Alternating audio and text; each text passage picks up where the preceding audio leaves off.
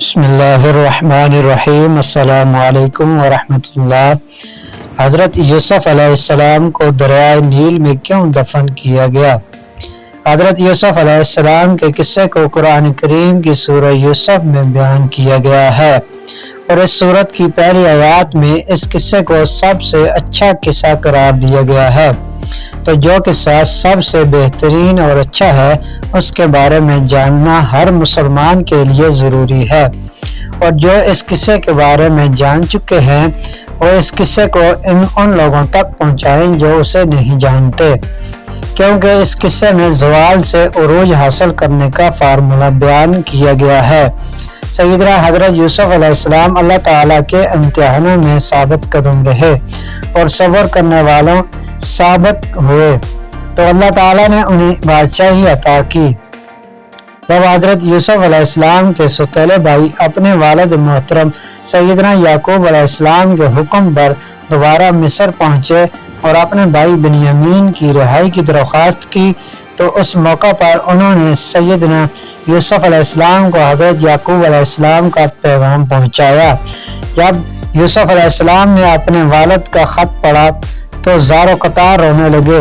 اس کے بعد انہوں نے اپنے بھائیوں کو بتایا کہ وہ یوسف علیہ السلام ہے جسے وہ بچپن میں کنویں میں پھینک آئے تھے۔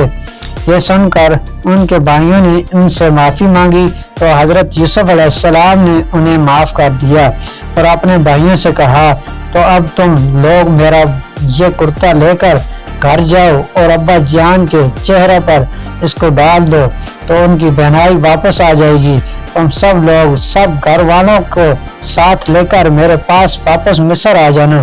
یہ سن کر سیدنا یوسف علیہ السلام کا بڑا بھائی یہودا کہنے لگا کہ یہ کرتا میں لے کر جاؤں گا، کیونکہ میں یوسف کا بکری کے خون سے رنگا کرتا میں ہی لے گیا تھا جس سے میرے باپ کو تکلیف ہوئی تھی۔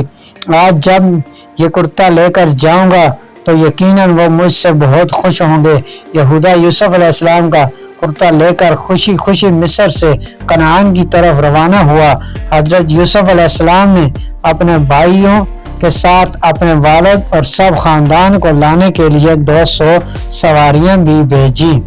یہودا جیسے ہی سیدنا یوسف علیہ السلام کا کرتا لے کر مصر سے کنعان کی طرف روانہ ہوا، تو ادھر کنعان میں سیدنا یعقوب علیہ السلام کو اپنے لخت جگر اور جان سے پیارے بیٹے حضرت یوسف علیہ السلام کی خوشبو محسوس ہوئی۔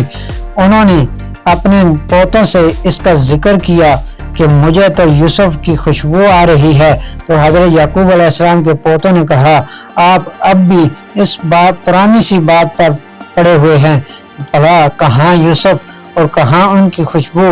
جب برادران یوسف ان کا کرتا لے کر گھر پہنچے اور اپنے والد کے چہرے پر ڈالا تو ان کی آنکھیں درست ہو گئی اور ان کی روشنی واپس آ گئی، جس پر سیدنا یعقوب علیہ السلام نے کہا، کیا میں نے تم سے نہیں کہا تھا کہ اللہ تعالیٰ کے بارے میں جتنا میں جانتا ہوں تم نہیں جانتے؟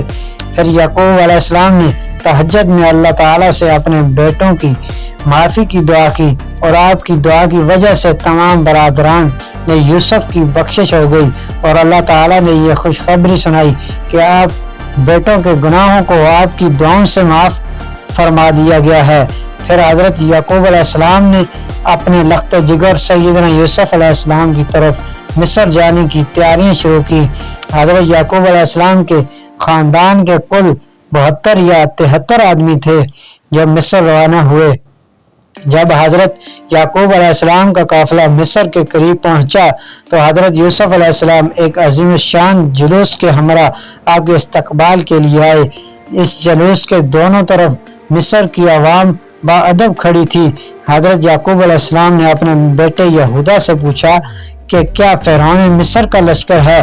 تو یہودا نے انہیں کہا، نہیں ابا حضور، یہ لشکر فرعون نہیں ہے، یہ آپ کے بیٹے سیدنا یوسف علیہ السلام کا لشکر ہے جو آپ کے استقبال کے لیے آیا ہوا ہے۔ سیدنا یعقوب علیہ السلام اس بات پر حیران ہوئے۔ اتنے میں حضرت جبرائیل علیہ السلام تشریف لے آئے اور آپ نے سیدنا یعقوب علیہ السلام سے فرمایا کہ اے اللہ کے نبی، ذرا سر اٹھا کر آسمان کی طرف بھی دیکھیں، آپ کی خوشی میں شرکت کے لیے فرشتوں کا جمع غفیر بھی حاضر ہے، اور ان میں وہ فرشتے بھی شامل ہے جو آپ کے غم میں آپ کے ساتھ روتے رہے۔ اس کے بعد سیدنا یعقوب علیہ السلام اپنے فرزند حضرت یوسف علیہ السلام سے ملے۔ 40 سال بعد ہونے والی اس ملاقات نے باپ بیٹے کو آپ دیدہ کر دیا۔ دونوں دیر تک ایک دوسرے کے گلے لگے رہے۔ پھر حضرت یوسف علیہ السلام اپنے خاندان کو لے کر اپنے دربار میں پہنچے اور سیدنا یعقوب علیہ السلام کو سہارا دے کر اپنے تخت شاہی پر بٹھایا اور ان کے ارد گرد آپ کے 11 بھائی اور آپ کی ستیلی ماں بھی بیٹھ گئی۔ اس کے بعد شاہی آداب و احترام میں سب نے سیدنا یوسف علیہ السلام کے سامنے سجدہ کیا۔ یہ سجدہ تحیید تھا جو اس وقت جائز تھا جب سب کے سب حضرت یوسف علیہ السلام کے سامنے سجدے میں گر پڑے۔ تو اس کے بعد انہوں نے اپنے والد سے کہا کہ ابا جان، یہ پہلی خواب کی تعبیر ہے، بے شک اسے میرے رب نے سچا کیا اور بے شک مجھ پر احسان کیا کہ مجھے قید سے نکالا اور آپ سب کو گاؤں سے لے آیا، اور اس کے بعد شیطان نے مجھ میں اور میرے بھائیوں میں ناچاکی کرا دی۔ بے شک میرا رب جس کام کو چاہے آسان کر دے، بے شک وہی علم و حکمت والا ہے۔ یعنی میرے 11 بھائی ستارے ہیں اور میرے باپ سورج اور میری والدہ چاند ہے، اور یہ سب مجھ کو سجدہ کر رہے ہیں۔ اس کے بعد بادشاہ مصر حضرت یوسف علیہ السلام پر ایمان لے آیا اور اس نے ساری بادشاہت آپ کے حوالے کر دی۔ اس طرح بنی اسرائیل کو مصر میں حکومت مل گئی اور یہاں آباد ہو گئے۔ حضرت یعقوب علیہ السلام نے اپنی باقی زندگی حضرت یوسف علیہ السلام کے ساتھ خوش و خرم گزاری۔ سیدنا یعقوب علیہ السلام تقریباً 24 سال تک مصر میں رہے اور پھر ان کی وفات ہو گئی، جس کے بعد حضرت یوسف علیہ السلام نے انہیں ان کی وصیت کے مطابق فلسطین میں دفن کیا۔ حضرت یعقوب کی وفات کے بعد حضرت یوسف علیہ السلام نے مزید 23 سال مصر پر حکومت کی۔ آپ نے 120 سال کی عمر پائی۔ سیدنا یوسف علیہ السلام کے وصال کے بعد ان کی تدفین پر ان کے چاہنے والوں میں اختلاف پیدا ہو گیا۔ مصر کے عوام کا آپ کی محبت میں یہ علم تھا کہ ہر کوئی چاہتا تھا کہ حضرت یوسف علیہ السلام کو ان کے محلے میں دفن کیا جائے تاکہ ان کے محلے میں خیر و برکت رہے۔ میں اہلیان مصر اس بات پر راضی ہوئے کہ آپ کو دریائے نیل میں دفن کیا جائے تاکہ دریا کا پانی آپ کی قبر مبارک کو چھو کر گزرے اور تمام مصر والے اس سے برکت حاصل کریں۔ اس لیے آپ کے جسم مبارک کو سنگ مرمر کے صندوق میں بند کر کے دریائے نیل میں دفن کر دیا گیا۔ پھر 400 سال بعد حضرت موسیٰ علیہ السلام کے زمانے میں جب اللہ تعالیٰ نے بنی اسرائیل کو حضرت موسیٰ علیہ السلام کی قیادت میں مصر چھوڑنے کا حکم دیا تو سیدنا موسیٰ علیہ السلام کو حضرت یوسف علیہ السلام کی میت بھی اپنے ساتھ لے جانے کا حکم دیا، جس پر حضرت موسیٰ علیہ السلام ان کا تابوت دریائے نیل سے نکال کر اپنے ساتھ فلسطین لے گئے، جہاں سیدنا یوسف علیہ السلام کے تابوت کو حضرت اسحاق اور حضرت یعقوب علیہ السلام کے برابر میں دفن کیا گیا۔ اس وقت آپ کا مزار مبارک فلسطین میں ہے۔ یہ تھا وہ قصہ جس کو اللہ تعالیٰ نے احسن القصص کہا ہے۔